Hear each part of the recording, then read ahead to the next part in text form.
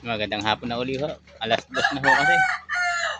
Nga po pala ay ang ipapakita ko lang sa inyo ay yung mga halaman ho ngayon. Yung pong mga tanim. Bago po tayo sumaka ay magpapakain po muna ng baboy. Napakita ko po sa inyo yung mga alaga kong uling baboy. Yung mga palakihin ko.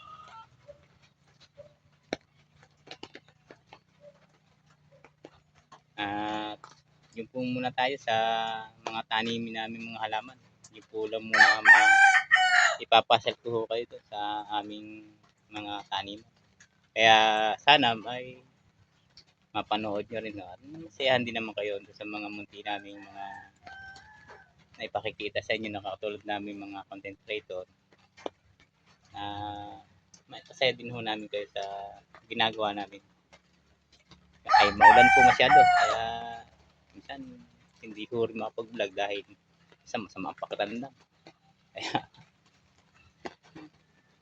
basta lang namin yung mga katulad ng mga followers namin ay mabigyan din ho namin ng halaga yung mga followers na para masayahan din naman kayo sa aming mga pagbablog na ganito.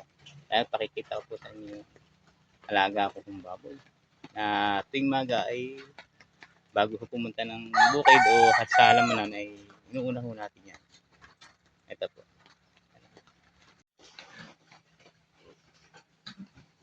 Ayan po. Yan po yung inaalagaan natin sa umaga. Yan.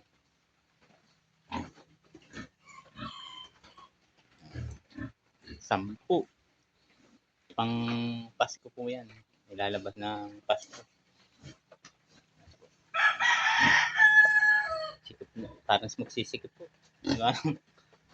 Sampu kasi po yan.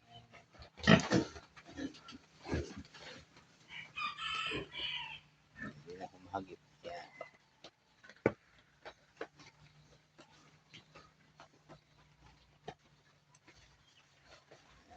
Ayan. Malakas kumain. Ayan po yung mga alaga ko sa ating mangga bago pumunta ng halamanan. Ayan po. Pakain muna ng baboy. Ito, nakabukod na nga po yung iba. Dalawa.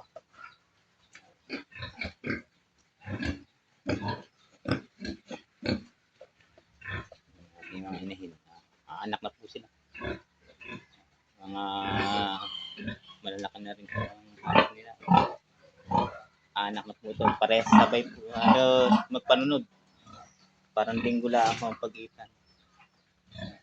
Lalaki. Tataba. Nakakatuwa po naman na kahit na mababa po ang presyo ng palay ay napipilitan ho rin gumawa ng paraan para mabuhay.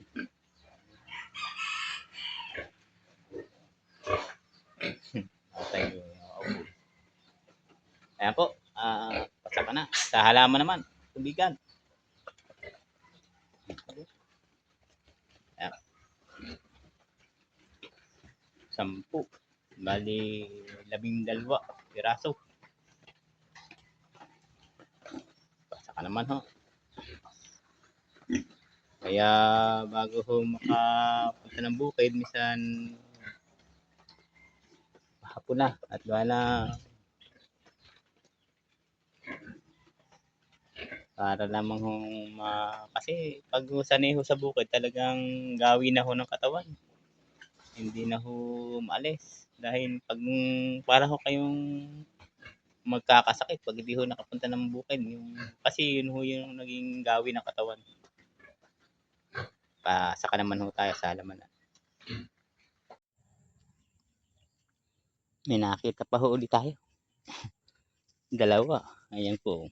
Ayan, may bibidyo ko po ngayon. Kasi kanina ang hirap po hawakan. Ayan po. Ayan. Pwede pa. Natin gustutin. Ayan po. Po. Ayan. Medyo kunin po yung kaba. Pero ang laki. Talagang isang ulaman ho. Ito pa isa. Ito po. Swerte po at kasi walang nakakakita. Ayan po. Ako pong 4, ulam na po rin. Maganda po kasi matigas pa.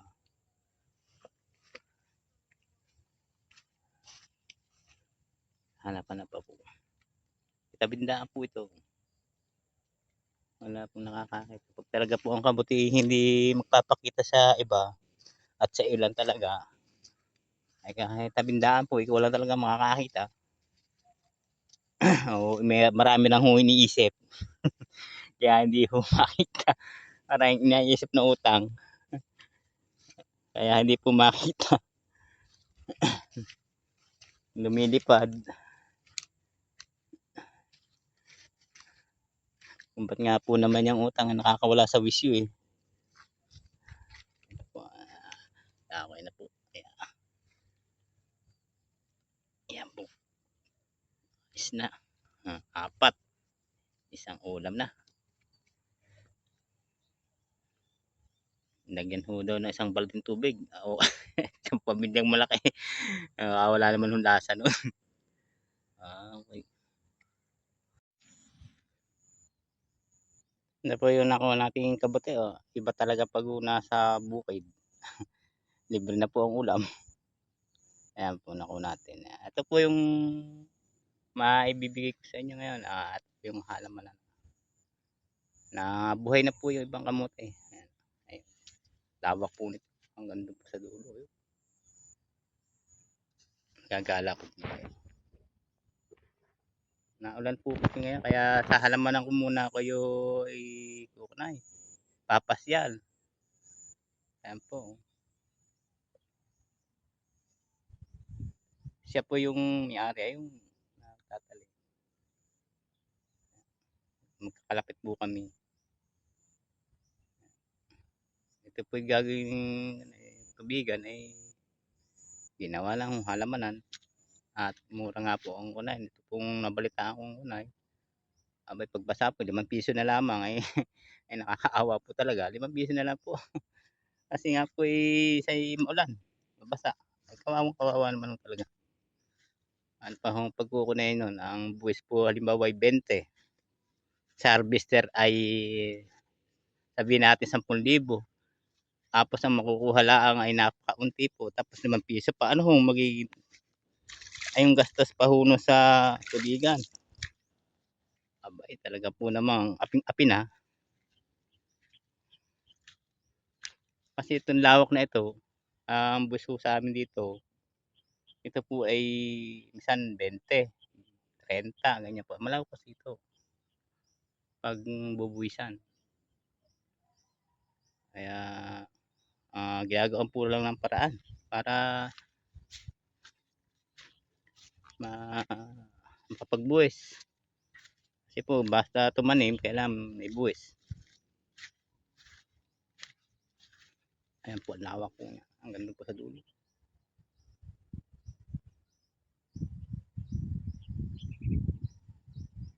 So yung pinakita ko sa inyo noon na bagong tanim. Ngayon malagit na.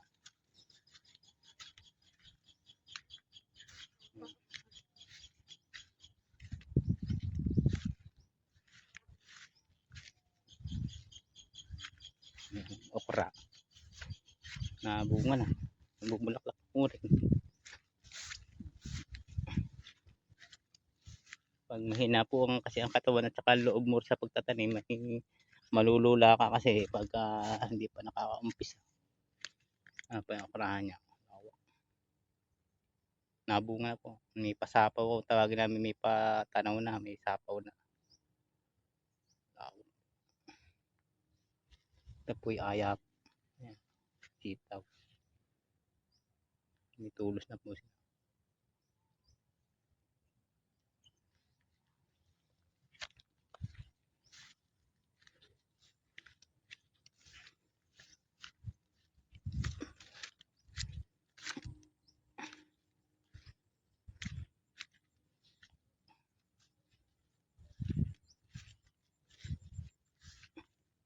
Malalaki na. Yung isang una kong po i-vlog to ay maliliit pa. Sa susunod naman yung pumuputi na sila. Tay, kayo na rin na nagtusok na to.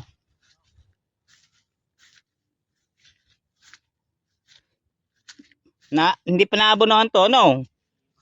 Maganda naman ang ano eh, maganda ang bulad.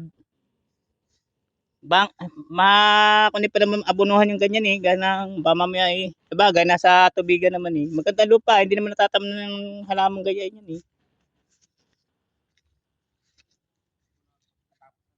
Mm. Yan po yung may-ari yan. Yung lawak na to, siya lang na nagawa. Ayan.